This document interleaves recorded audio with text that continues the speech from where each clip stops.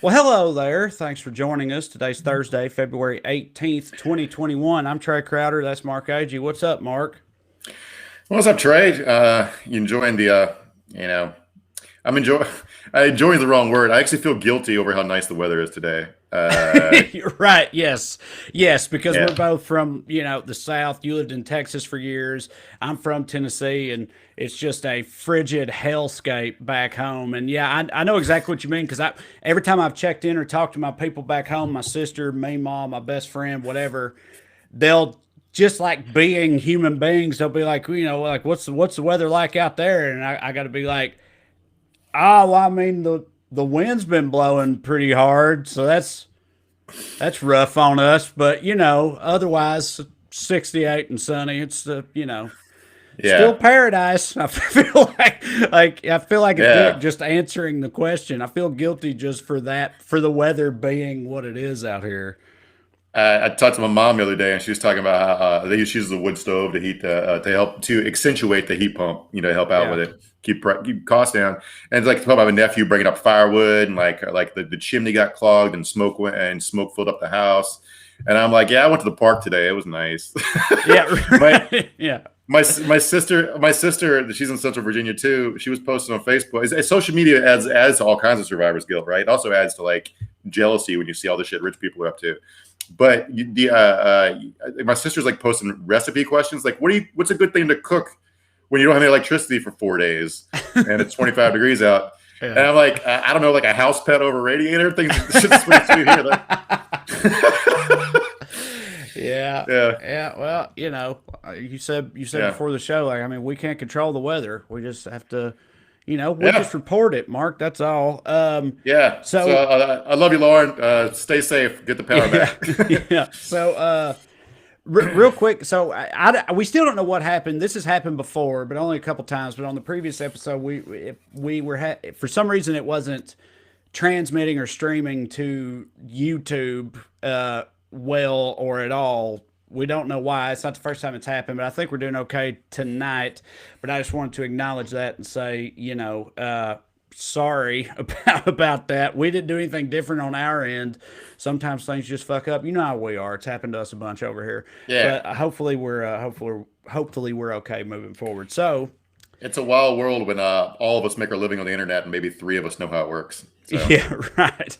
So, with that said, let's get into the show. With us, as always, producer Matt doing his thing. This is Evening Skews. Now, listen, let's just say it up top. We all know tonight's Daily Dumbass, of course, is noted Texas human skin wearing reptilian Senator Ted Cruz, who tried to start spring break a little early this week and head to Cancun in the midst of the biggest crisis his state has faced in a long time. But the thing is, we believe that Ted Cruz's dumbassery is so profound and pronounced, and the context of it is such that he deserves more than just the daily dumbass honorific up top. He's at least the dumbass of the year so far, maybe the dumbass of the century. Who's to say? We'll talk about it later. That's my point. We're going to get into it in further detail a little bit later on. So we're breaking with tradition and covering our daily dumbass honorable mentions first. So with that in mind, Matt, play the graphic, please.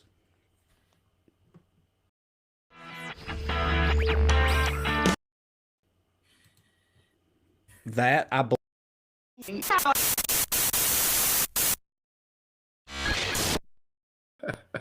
There we go. Hey, producer Matt's got a yeah, lot going on, guys. He's trying to monitor the YouTube situation. He's doing his best. But anyway, yes. So tonight's first honorable mention is Steve Bannon for apparently thinking that having Rudy Giuliani tell a story about himself and Rush Limbaugh would somehow end up being anything other than super fucking gross. If you don't know what I'm talking about, we'll just play the clip. Matt, please. Do you have time for a funny story? Yeah, we got about a minute. I get this one done in a minute. So every once in a while, I was always his partner. So we'd always yep, ride together. He always wanted me to drive because he wanted to be smoking cigars. So You know One what day killed we're him? driving, and these Yeah. paparazzi are driving us crazy. They're taking pictures. They're taking pictures. They're taking pictures. And he said, Giuliani, what did you do now? They're all following you around. You know how I hate pictures taken? I know you're famous, but damn, can't you tell them to stay away? And he's like growling. And I say, you just come up to the green with me. Come on, come on. So Everything's on the fine green so is far. Michelle Wee, and she's getting ready to putt. Now, Michelle Wee is gorgeous. She's 6 feet, and she has a strange putting stance. He also probably would have been bends about 19 all the years way old at this over. point, which is important. And her panties show. Oh, And God. the press was going crazy. Just so Look at fucking Bannon. They gross. were following her all around because they were trying to take Yeah, pictures even he's of her uncomfortable with panties. this. Right. I said, Roger, it's not Roger. me, it's not you. It's her panties. Yeah. Is that okay to tell that listen to joke? this. I'm not sure. We First of all, already not a told joke. it, so I don't know. Dude, so, okay. First of all, the person who tweeted that out noted the fact that he says Roger in the story, but given the context on both sides of that story, it was clearly a story about Rush Limbaugh. I guess he just mixes up Rush with Roger Stone it was and whoever else. There's somebody I found a picture from that day in that thread. It was like Roger Ailes was with them too. Okay. So, All right. yeah. So, Jesus Christ. so the context of this. Remember, Roger Ailes has been Yes. outed as a full-on pervert. Rush Creep, Limbaugh's had pervert, 4 wives. absolutely, yeah, right. Rush Limbaugh has had 4 wives and once got arrested coming back in the country with an illegal Viagra prescription that wasn't his. So these are all famous perverts, right? And they were doing this golf tournament where they paid to play with a professional, and they got Michelle Wee, who at this moment, she was born in 89, so that makes her 31. She hasn't had her birthday yet this year, right? So she's 31 now, but at that point would have been younger. And Yeah, the paparazzi Michelle she became famous and popular and successful as a teenager. As a in the teenager. golf world, yeah. Yeah, so if there's a point where paparazzi are following around, this is probably her teen years when she was a phenom, right? So Right. they're taking pictures of her panty line, and Rudy Giuliani's laughing about it and giggling with a bunch of fucking 65-year-olds instead of telling her to, hey, your butt showing or whatever. Man, when Steve Bannon is disgusted, when Steve Bannon is like visibly upset by the story you're telling, like, yeah. That's tough sledding there. I mean, look, just so everybody knows, he's only upset because he's like, oh, someone's gonna tweet this and it's gonna be a whole thing. Not like he gives a fuck, but still, the point is, even Steve Bannon knew this was a bad idea immediately. Yeah, it's pretty gross. Yeah. It's Steve Bannon who's like, it looks like the Mucinex guy when he's grossed out by something. You can fucking, Yeah, I remember those commercials. He does look like that. Yeah. Remember the toenail? He also looks like remember the toenail fungus, the anthropomorphic toenail fungus. Anthropomorphic animated fungus or snot. Yes, that's Steve Bannon in a nutshell. So our next honorable mention, becoming a bit of a mainstay in the Daily Dumbass segment of our show, Colorado Representative Lauren Boebert, who is actually being honored tonight for a couple different reasons. So the first one is because of her contribution to a committee meeting, a congressional committee meeting on the subject of having firearms in congressional hearings. So with that context, play the clip, please, Matt. But necessary that we lay down these ground rules that whatever your fetishes or feelings are about guns, you're not going to bring them into our committee room. You don't need them there for your own safety. Many of us feel like it threatens our safety, and that's just not going to be allowed. And that's entirely appropriate and unfortunately necessary, Mr. Chairman. So I support this amendment. Here we go. I support the rule, not the amendment. Mr. Chairman, I would like to be recognized. Yeah, you would. Hang on. Look at it. God damn it. All right. So anybody that's only listening, we apologize, but there's no other way to convey this. She says it's on California Representative being very rational, and then you can hear her voice say, I would like to be recognized. It takes Zoom a minute to switch over to her.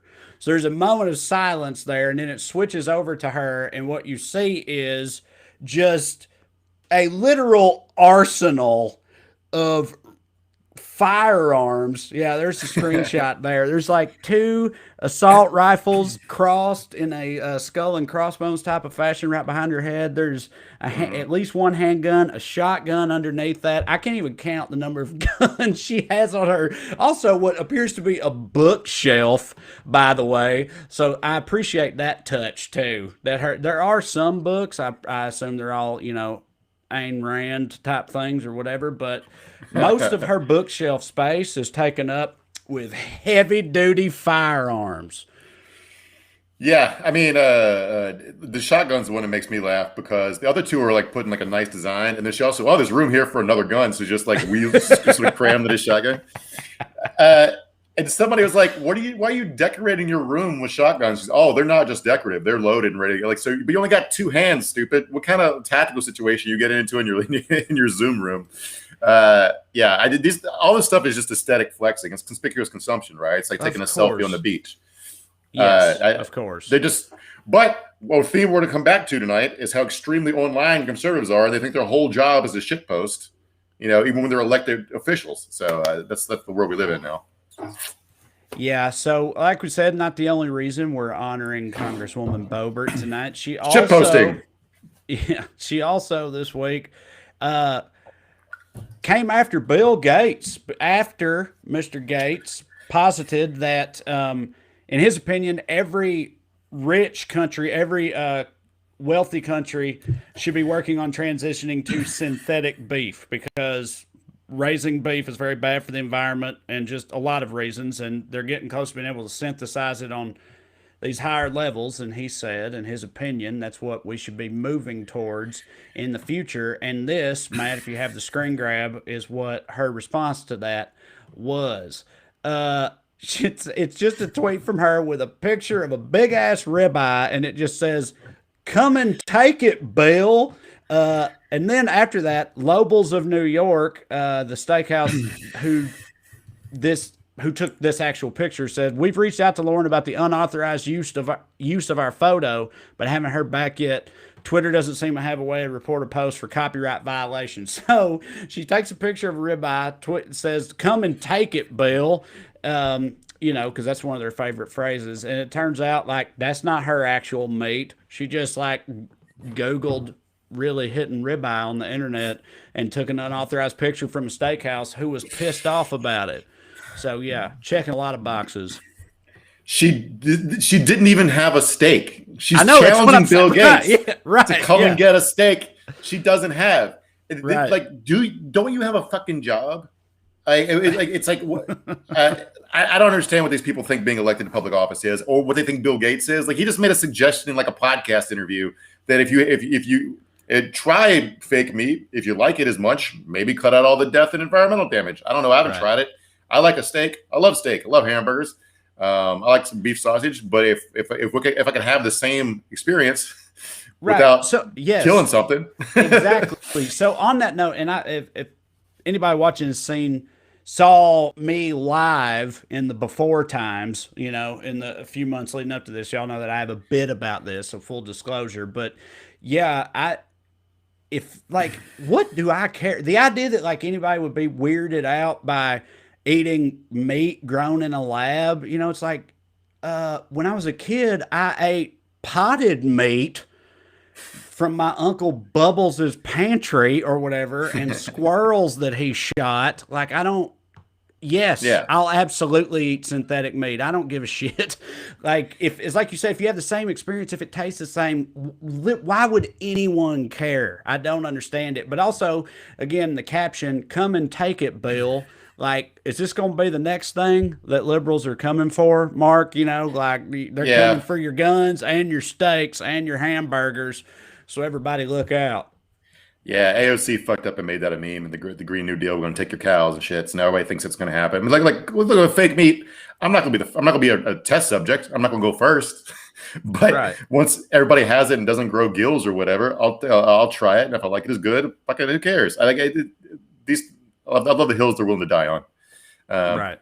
Literally, She'll fucking shoot. Come and take it. She'll defend her fucking stake. The point of a gun.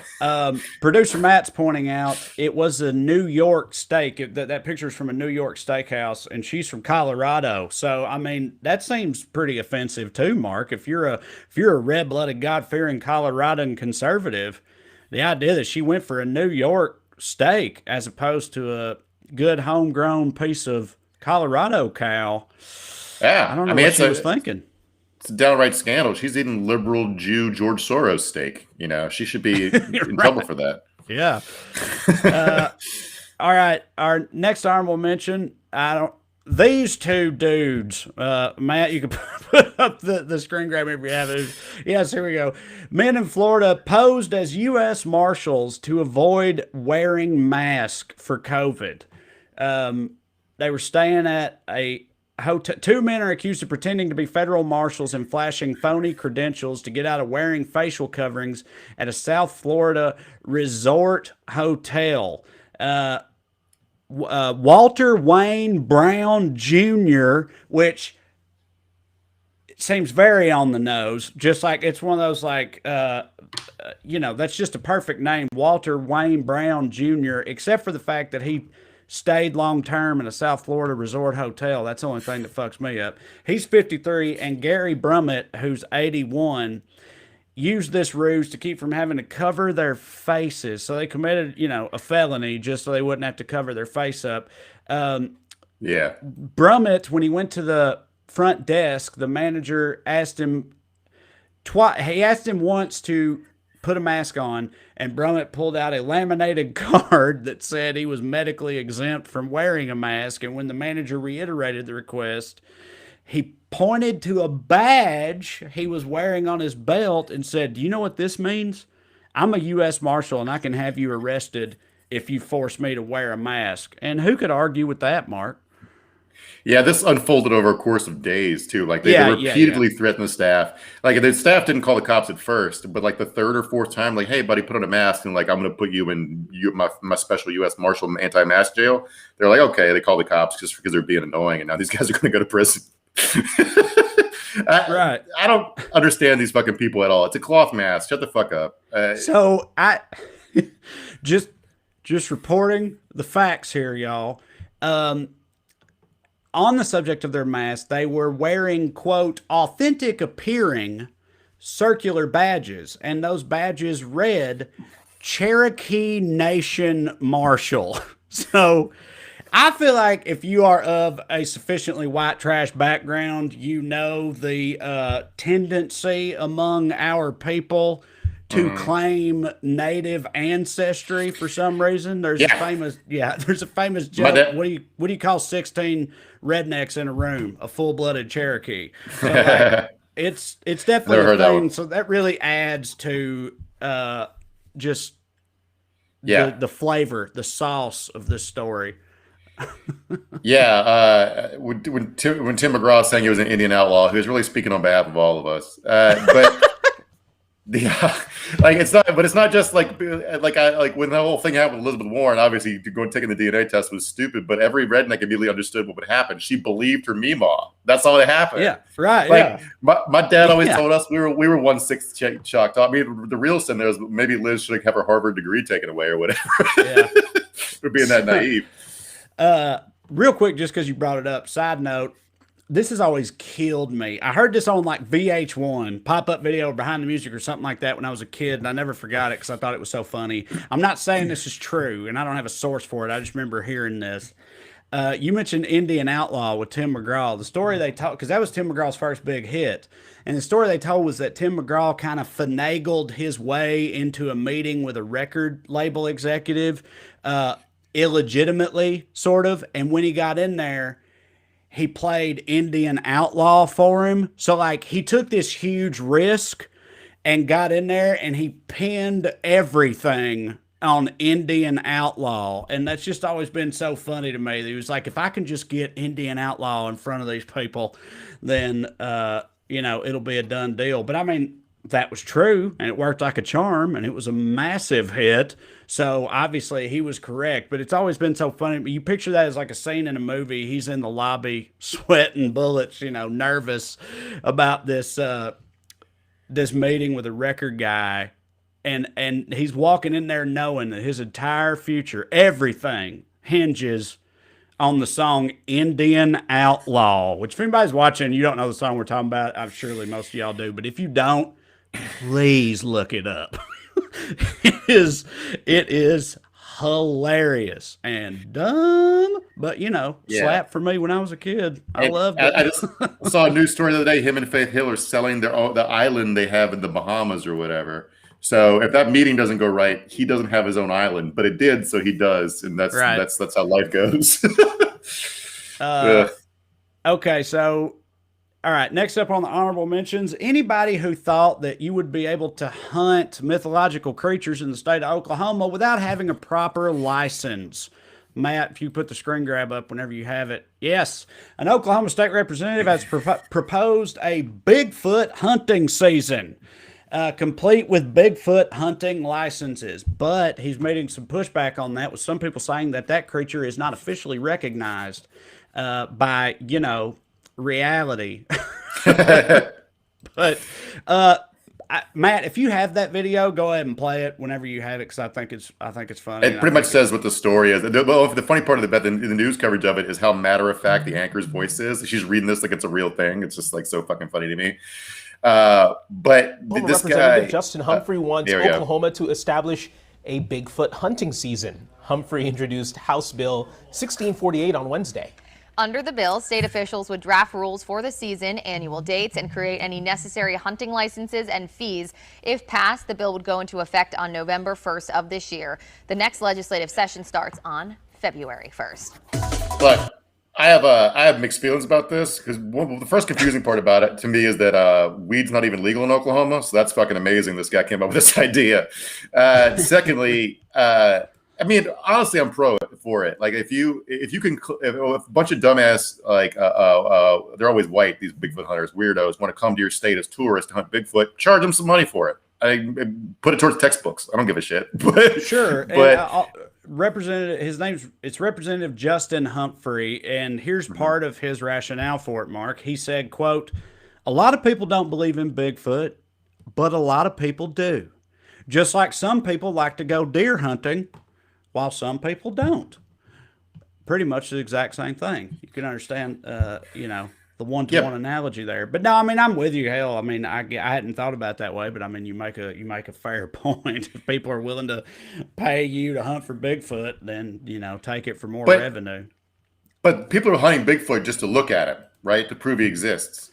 Like, you don't need you don't need a license to go look at deer. Are they actually trying to kill Bigfoot? Because it's a whole different type of Bigfoot hunter. I mean, I don't know. Look, I'm not that up to date on the inner workings of the Bigfoot community or anything. But you talking about like people who hunt in Oklahoma and states, like, I think a good number of them would absolutely shoot Bigfoot immediately if they saw him. You don't think they would? If they're out there with a gun hunting and Bigfoot walks up, they're gonna shoot the shit out of Bigfoot, dude. Who else has got a Bigfoot mounted in their man cave? Nobody. No. Mark. If a sane person saw a Bigfoot, they would absolutely fucking shoot it. The people out in the woods hunting for Bigfoot are insane, and they're not looking for it to shoot it. They're looking for it to be friends with it. So they want to be buddies and prove that tell their relatives they're right. I feel like it's two different communities whose Venn diagram I'm sure overlaps some, but you got like Bigfoot enthusiasts, who, yes, they just want to catalog his existence and prove to the world their idiocy for disbelieving this for so long. But then you got people who are, just hunting otherwise and wanted to get a Bigfoot license just in case he shows up in the state of Oklahoma. And if he does, they're going to take his ass out, I think. I feel like maybe we spent a little too much time debating this particular subject, Mark, because of I'll just say the likelihood of it becoming relevant ever. The only person I've ever heard of hunting Bigfoot to kill him was there's a great Sam Elliott movie called The Man Who Killed Hitler and Then Killed Bigfoot. Right? Yeah. I think I might have butchered the name. That's something like that. It's a good movie, but I've never heard of anyone else trying to kill Bigfoot. But okay. Okay, so our last honorable mention before we get into the big dog Ted Cruz. Obviously, Rush Limbaugh. Whatever, we all know what happened with him, but he's a dumbass for for making his life about himself instead of just about Donald Trump. Here's what Donald Trump had to say when he was giving his sort of eulogy-like remarks on Fox News when it comes to his good friend and longtime supporter, Rush Limbaugh. Harris. Touching. What did Rush Limbaugh tell you after the election of November 3rd? What were those conversations like? Well, Rush thought we won. So do I, by the way. I think we won. Broke his heart, Trey. Killed him. And Rush thought we won. And he thought it was over at 10 o'clock, 10:30. It was over.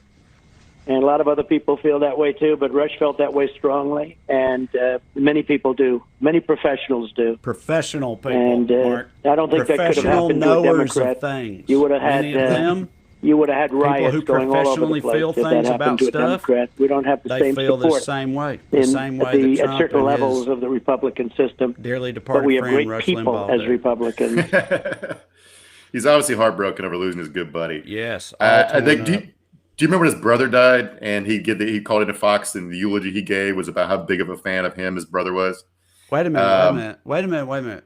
His brother's not dead. He packed on all that weight and he's serving as Trump's double right now. Yeah. As we talked about on Tuesday's episode. Yeah. He's that's not so bad. He knew his brother wasn't dead. He was actually coming to serve him in a covert op, so. Well, yeah, if y'all didn't see the last episode, QAnon, they genuinely believe what I just said to be true. Yeah. So I just love this man's ability to make other people's eulogy about himself. Like, it's like basically, what if you died and I stood up at your funeral? I was like, the great thing about Trey was how funny he thought I was. And by the way, I'm at Zany's Thursday through Sunday. Yeah. All right, Mark, you know what? Why don't you, as we mentioned before, a guy, a bit of an adopted Texan, someone who lived there for years, fan of Dallas sports, lover of Texas, why don't you take us into the Ted Cruz conversation? I do love Texas, and it's kind of frustrating watching how a lot of people talk about it because they act like, to a certain degree, we're all responsible for the government we have. But I like to remind everybody that we are, as a collective, are responsible for the death of like 2 million Iraqis and what kind of pain people should wish on us for just being born here. So a lot of people are mad at all Texans and think they deserve to freeze to death or whatever because they got shitty elected representatives. But so Ted Cruz, in the middle of all this, where we were like 4 million people without power the other day. So far, still about 400,000 people without power. A lot of people haven't gotten it back on, thank God. At least 20 people dead. I imagine that's a lot higher, but they don't count homeless people, and they haven't really because they can't count everybody because nobody's had phone service and shit, right? Mm-hmm. So Ted Cruz decided this would be a good time to go on vacation to Cancun. All right. And this went viral. This first picture, we got posted last night. Somebody noticed Ted Cruz in the airport and saw him getting on a plane to Cancun. Now, there was some argument whether or not that was Ted Cruz because Ted Cruz has gained weight at such a rapid pace that he doesn't look like he used to. People are like, that's not Ted Cruz. He's too heavy. He's wearing glasses. The internet did what it did and matched the girl with him to looking like his daughter and his wife looking like his wife. And Ted Cruz, you can't really see close up in that photo, but he's wearing a mask that he's been wearing around the Capitol with a picture of an AR on it that says "Come and take it." So that was definitely Ted Cruz. Mark,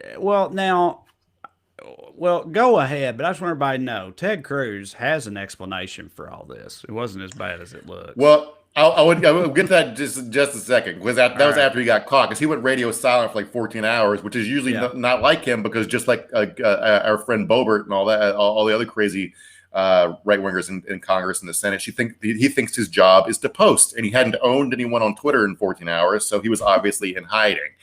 And one thing I love about this is how confident Ted Cruz was. He could blend in an airport.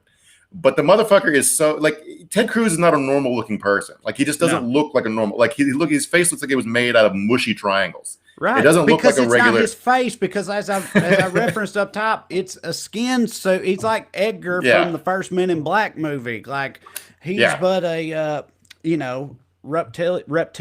soulless reptilian creature from another dimension wearing the skin of a regular human. That's why he looks as dumpy as he does. He's also cold-blooded. Okay, and cold-blooded cold-blooded entities don't fare well in situations like this. He had to, fly south for the winter. He needed the sun on a rock on the beach in Cancun. or the very blood in his lifeless veins might cease to flow. Also, producer Matt says, "Who hasn't wanted to show off their new mullet on a beach in Mexico?" I saw the last episode we highlighted his mullet, if that's what you could call it. But yeah, he's just just putting himself out there, Mark. Little Jose Dirt action. But he needed a warm place to lay his eggs. I get it. He's got to release his egg sac. Right. Yes, exactly. Yeah.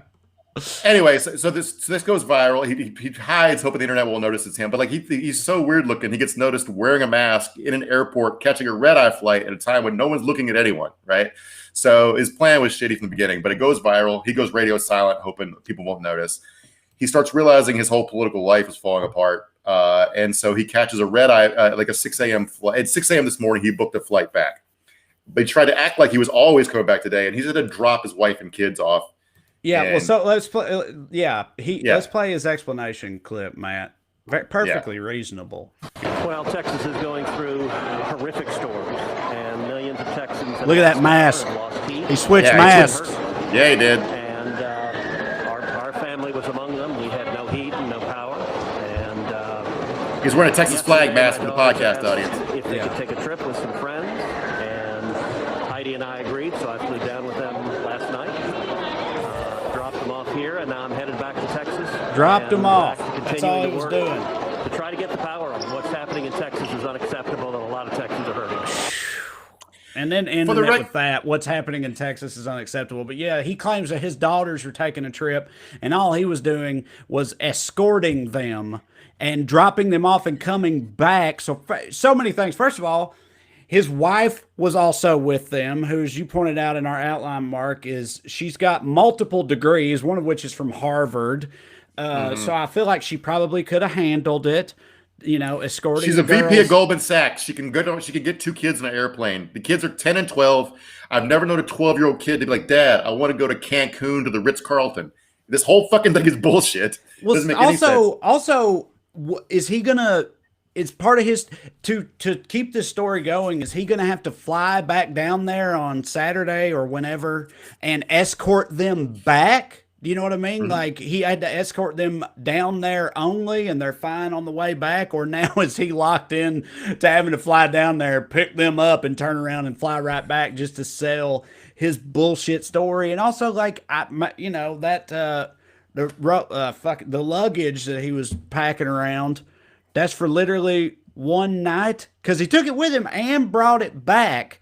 I don't know why I'm putting all this effort into proving that it's bullshit when literally any sane human being knows it's bullshit. But yeah, it's bullshit. Clearly, every single thing about it is bullshit. So the cover story is now their house was freezing and the kids were cold and we had to get them out of town. That is obviously perfectly relatable, except I don't believe he fucking lost power. I don't believe it because rich people in Texas didn't lose power. My a friend of a friend.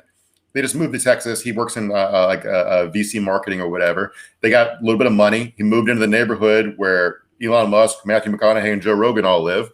Guess what? They ain't lose a bit of power. So I don't believe Ted Cruz was even cold.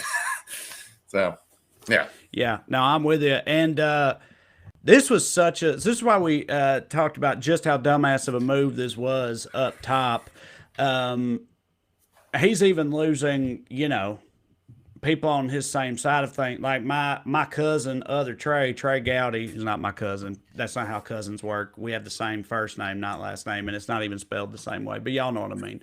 Trey Gowdy, he ain't with it. Matt, you play the clip whenever you I think it's a big deal. I mean, he never should have left. I mean, leaders are the first to pick up a difficult task and the last to put it down. They don't go to Cancun, and they don't blame their daughters for it if they do. So, yeah, I think it is a big deal.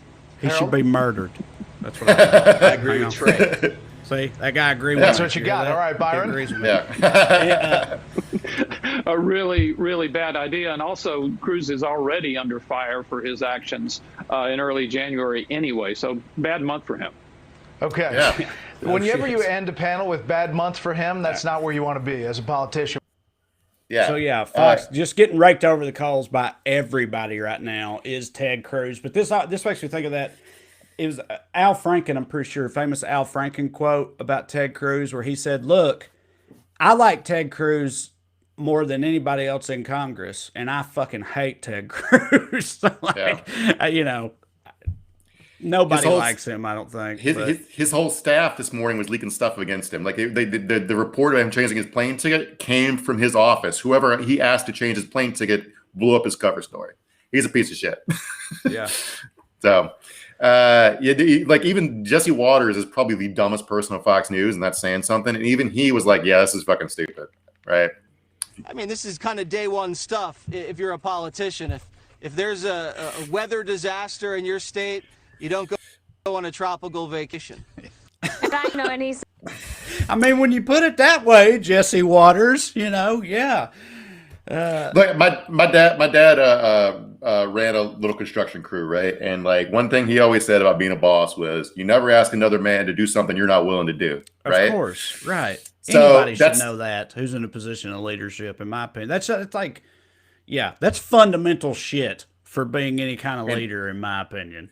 There are perks that come in. I've been in charge of very little shit in my life, but I always try to remember that, because there are perks that come with being a higher level, a little more money and status or whatever. But also, leadership is a form of service. You're volunteering to take a bullet. You're going to meetings no one else wants to go to, and sitting in through dumb shit they don't have to, right? So Ted Cruz is given this position as a U.S. senator. And there are people who say, what is Ted Cruz supposed to do to fix this problem? There's tons of shit he can do. He has 6 constituent service offices that could be taking phones from clients. He has a bunch of rich donors. He could connect with people. He has leverage within the federal government to try to get more FEMA help. He has work he could be doing to help people. Beto's organization, I'm not a huge fan of Beto, but his organization has been calling old people sun up to sundown for the last 3 or 4 days, ask them if they have your heat on. If they don't, trying to get them a ride somewhere to go get a hot meal in a place to stay so they don't freeze to death. So why is Beto working harder than the guy he lost to, who's fucking taking a vacation? They all suck, man. They fucking suck. Yeah, they do all suck. He's not the only one. Do you want to talk about some of the other Texas? We already mentioned Tim Boyd on Tuesday and telling his own constituents to basically go fuck themselves, saying if you expect the government to help you, then you're a piece of shit. Yeah, him and Ted Cruz, not the only ones. Who are some other notable examples, Mark, have been doing their thing down there?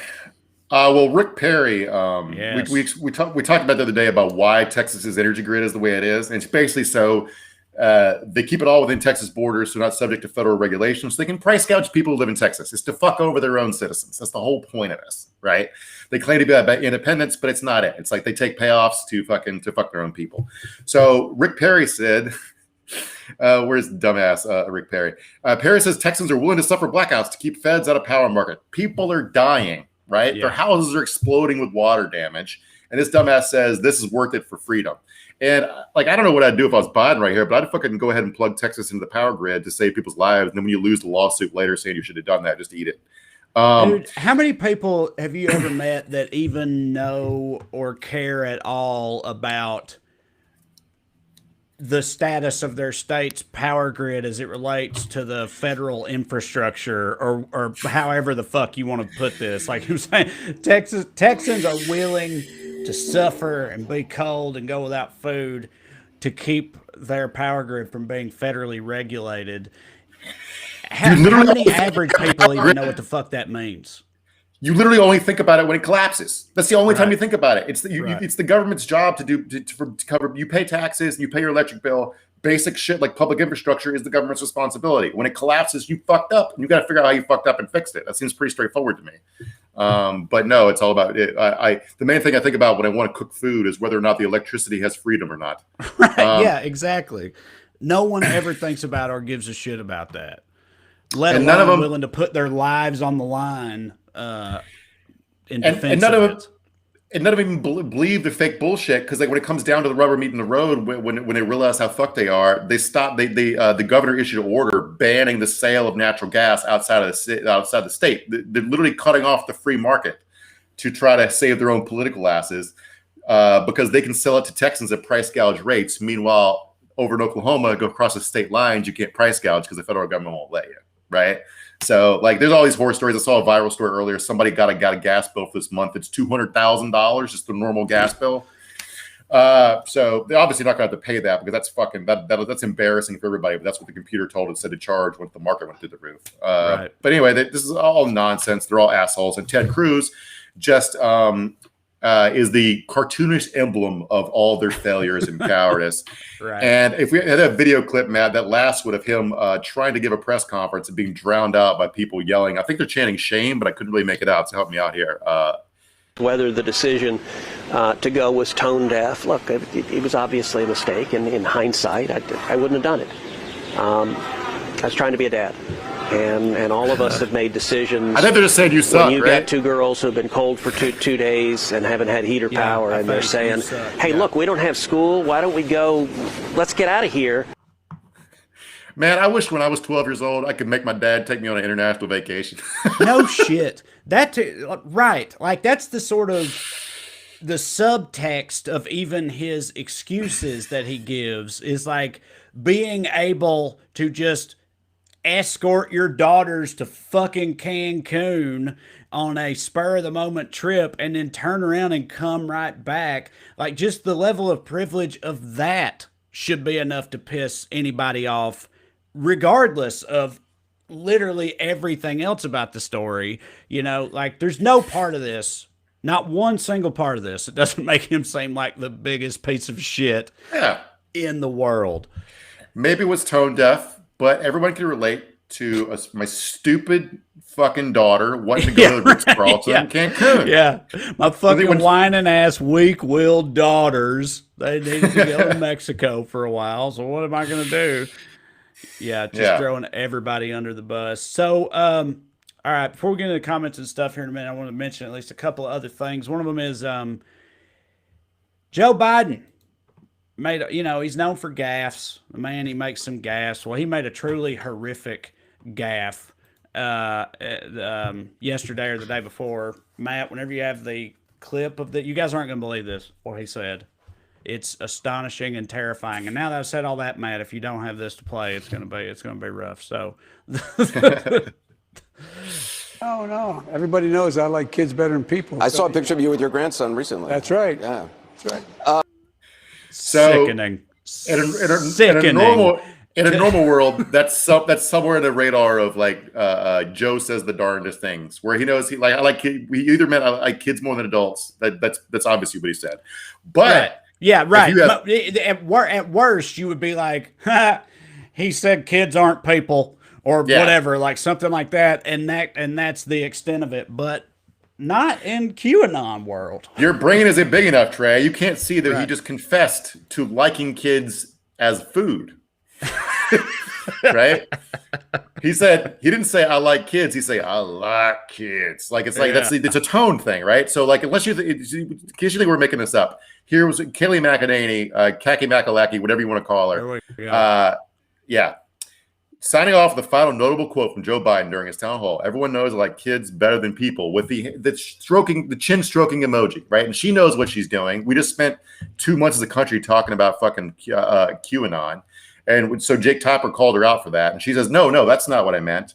But Q heard her, right? The Q people heard her, and that went viral. And they're like, look, even Kaylee knows that Joe Biden eats kids. If you have that screen grab, Matt, it doesn't, you don't need to see it. It's a bunch of people saying, obviously, this is proof. Yeah, it literally makes, just like everything with QAnon, it makes no sense to anybody whose brain works. But yes, they're connecting Kaylee,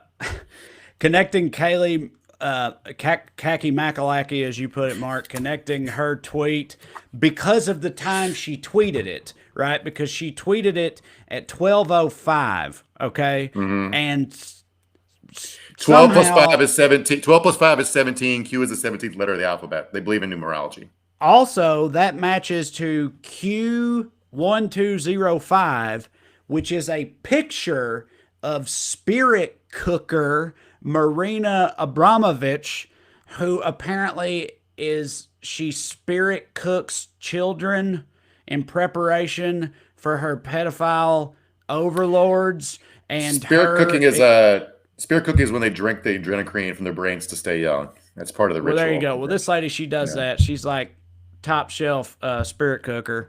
And I guess her her sort of exhibition number in QAnon's list of evidence is Q1205, and because Kaki Makalaki tweeted this thing about Joe Biden at 12:05, that means indisputably you could see how it's hard to argue that it was really a reference to this noted spirit cooker person. Yeah. That's all real. Like, it's so, like, I almost have to remind myself when we get into this shit and start talking about it, it's like, that's all actually real, and real people really think all that stuff that I just said is real. That's I don't know. It'll never stop blowing my mind, man. It's so crazy. Do you ever think there's anything we believe that's crazy? Like we talk about, we're like, just mention the earth be around, and somebody who knows the truth is like, man, these guys are fucking off. Well, I've heard a lot of people say, make the analogy or the comparison, like, well, it's not that surprising. Think about how fucking crazy all of the religions are when you really think about it. You know, think about how crazy the Bible is and all this stuff. But I don't. To me, and I'm a known Bible hater. I'm totally religious. Didn't grow up with it at all, and have made no secret about that. But I feel like the Bible and all that stuff, I don't look at it the same way, because it dates back from a time when we didn't know literally anything about anything. And people didn't know shit about how anything worked. And all these things that seem like crazy explanations now, back then, they believed everything they believed was lunacy, almost. And then it gets made into dogma and passed down through the generations. And so there's, like, to me, there's an explanation for that lunacy. But brand new lunacy like this is a completely different story to me. SS 1964 says they do eat cake shaped like humans, though. LOL. I mean, yeah, I've been to King Baby Cake on Fat Tuesday or whatever. I guess, I don't know. Yeah. I mean, I don't know if the comparison. Obviously, Q has become something like a religion, but I mean, for whatever reason, believing something magical happened a long time ago seems more realistic to people than something. Right, that's what I'm saying. Yeah. Yeah. I mean, I don't know. I mean, Moses might have been full of shit, but like it's been baked in for a couple thousand years. So like, but even he wasn't like alleging the burning bush stuff. It was a little like, okay, Moses, but he made up some rules. Don't kill people. That seems fine. That's way weirder than Q shit. Did you know about this, Mark? The teacher comments and says, Boebert missed an opportunity to use a pic of a steak and a gun. She owns a gun-themed restaurant in Colorado. Yeah, so all her she owns a restaurant. How she became a little mini celebrity in her little town was she has a restaurant where all the employees open carry. So you make $2 an hour waiting tables at Lauren Boebert's restaurant. In order to do that, you have to equip yourself with $500 in equipment and get a carry license. Or maybe open carry is just purely legal. Maybe you don't need a license in Colorado. But before this, one thing she was most famous for was her restaurant got in trouble because she served a bunch of bad pork sliders because she didn't bother to fix her refrigerator and gave like 30 people diarrhea and got hit by the health department. So that's her business model, was giving people diarrhea using meat. And now she's daring people to come take her meat, which they already did once. The health department fucking shut her down for a little while. So that's funny. Here's Natalie Nichols. We know Natalie, Mark. Hey, Natalie, I need your advice. She says, what is the acceptable time to start drinking in a polar vortex post-insurrection and mid-pandemic? I think it was last March, 12 months ago. Yes, yeah, right. Yeah, exactly. Yeah. Roughly 13 months ago, that was the appropriate time. And if you didn't then, the second best time is today. It's like that old, old proverb. I believe Natalie's in Texas, so glad your power is on, Natalie, and staying warm. Yeah. I mean, why would you stop drinking right now? Like, I mean, it's like it's weird. It's weird to be like 10 in the morning. You're looking at a bottle. It's like, I mean, I'm not going to, but I don't have a reason not to. Yeah. Lauren Hyman says, I think Mark actually just touched on it. I think the question is, when do you stop drinking? Yeah, depends on what happens in the world. Am I right? Yeah.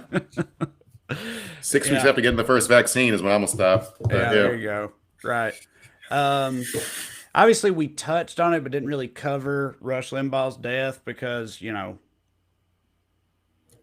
who cares? Or not, you know, obviously it's momentous regardless of how you feel about him. But I mean, yeah, what else is there to say? It's that famous, is it Mark Twain or is that a fake Mark Twain quote? You never know with the internet.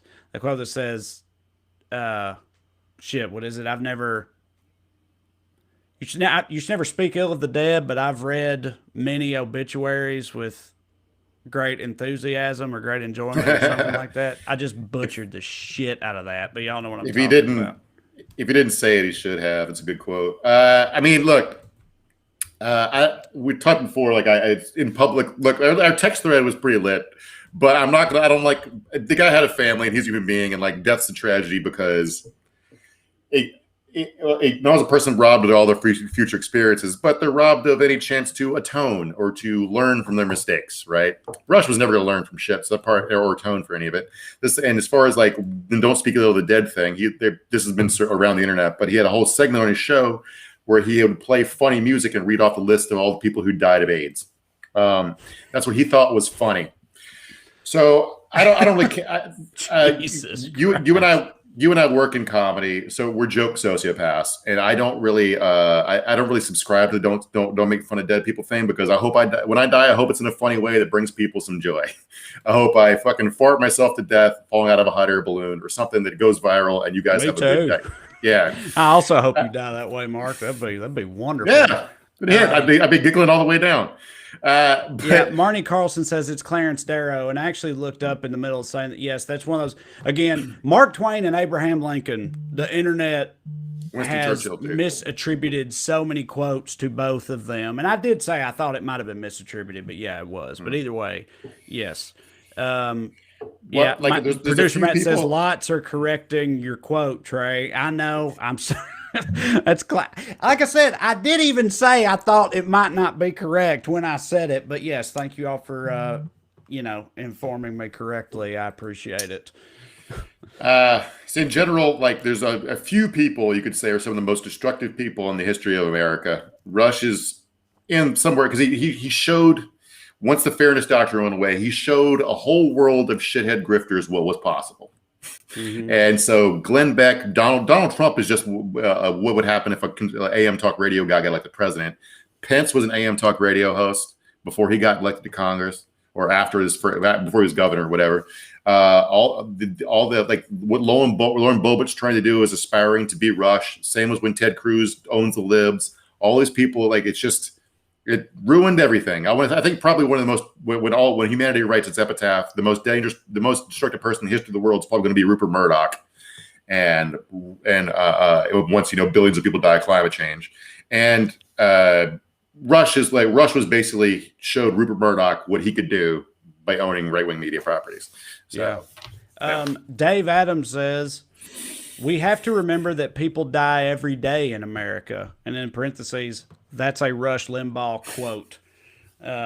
Which, yeah, it sounds about me like Mark just said. He used to laugh at everybody that died of AIDS every day. So, I mean, he was still using his radio show to tell people that smoking tobacco doesn't cause lung cancer in 2015. Want to fucking guess what he died of, Trey? Yeah. Lung cancer caused by smoking tobacco. Like his buddy Rudy said earlier, he couldn't even drive a golf cart because he was too focused on smoking cigars. Yeah. So yes, repentant. Y'all keep hitting us with whatever, Matt, but I wanted to, and not to just make it a total footnote, but I wanted to mention it either way. Some actual positive news, at least in my opinion. The NASA Perseverance rover landed on Mars today. I love this type of shit. I wish I've always been a big proponent of giving NASA way more money than we currently do. This is what Rob Manning of the NASA Jet Propulsion Laboratory said about it. When we put our arms together and our hands together and our brains together, we can succeed. That's what NASA does. This is what we can do as a country. On all the problems we have, we need to work together to do these kinds of things and make success happen. And I know it sounds a little trite or whatever, but it's just nice to be reminded of actual positive things that can result in, competent human beings collaborating toward a, shared goal. So go NASA. Yeah. Big fan. I always when I end up arguing with other leftist liberals about NASA, because I'm a big fan of NASA too, and I like my general thing is like when I was a kid, like I remember my mom crying when the Challenger blew up. Like astronauts were nationally known heroes. Like we had trading cards and shit. Like I was really sad 2 summers in a row when I didn't get into space camp. Yeah. They're just not public stars like that anymore. Now, I mean, I don't know what filled that role, but like it restores faith and trust in government when you can do big cool shit like that everyone gets to root for. And like, and it would. And a government that can land a probe on Mars and send people to the moon, which we can't even do anymore, you can trust that government to run health insurance, right? Yes, I agree completely. Brandy Rose Sheffy says NASA, yes. Space Force, no. I mean, yes. So obviously, just trying to turn it into a fucking bullshit space war. As a pilot, like space races, Mark, not space wars, But no, I've always been very defensive about the money spent on space exploration, too, for a lot of reasons. Everything you said, but also the other scientific advancements that came out of the space race is kind of like ancillary, like byproducts that were huge. Like just a lot of great shit comes from it. Like you said, that engenders faith in the government. Anything that makes children give a shit about science, and math and all that stuff. There's a lot of great things about NASA that makes it worth spending money on, especially compared to a lot of the shit we do spend money on. But I mean, like one thing I find really frustrating about SpaceX is doing some cool shit, but also people need to understand that SpaceX is a defense contractor. Like they're still funded by the government, right? So when NASA invented a lot of shit, we got GPS. Like when you drive your car around, those are American government satellites you're using to navigate your car. Right. The internet, Tang, right? Huge advances in technology. Those were owned by the people, so they got socialized. Whatever Elon Musk invents with our tax dollars, Elon Musk owns. The gains from it are not being socialized, and that's what fucking pisses me off about it. So I wish we'd be trying to send a manned mission to Mars instead of Elon Musk trying to send a manned mission to Mars, because I want to see the cool shit that would accomplish, even though I want to fix Earth and I don't want to fucking go live on Mars. So, yeah. Right. So we're getting some comments about Her Majesty Queen Dolly Parton, who has continued her lifelong string of awesome moves, in my opinion, by requesting that Tennessee lawmakers remove a bill that would place a statue of her at the Capitol. Beside all the ones of Nathan Bedford Forrest and all the other shit we have at the Capitol right now. In terms of statues, state lawmakers wanted to build a statue of Dolly Parton, and she herself has asked them to not do it. She said, given everything that's going on in the world right now, I don't think putting me on a pedestal is appropriate at this time. And that's just, that's just how she rolls. I mean, you and me have argued before. We did a piece for one of our old jobs for South and Off about like how we should replace all the Confederate statues with Dolly statues. And I think we're absolutely right on that. But also, we can probably wait till she's passed when it won't feel so gross to her to be turned into a golden calf. But yeah, she's doing about as good as any very well off person can be. She donates books to kids, and also I should have said she says part of that statement. Maybe down the road or whatever, if people still thought it was appropriate, then sure. But she just didn't think that it was the right thing to do right now. Denise Kipstol. Trey, don't even try, please. Denise Kipstol. Denise K. I don't know. I think it's probably close. I hope it's close. Denise Kipstol says we are unworthy of Dolly Parton, and yes, Lord knows I agree.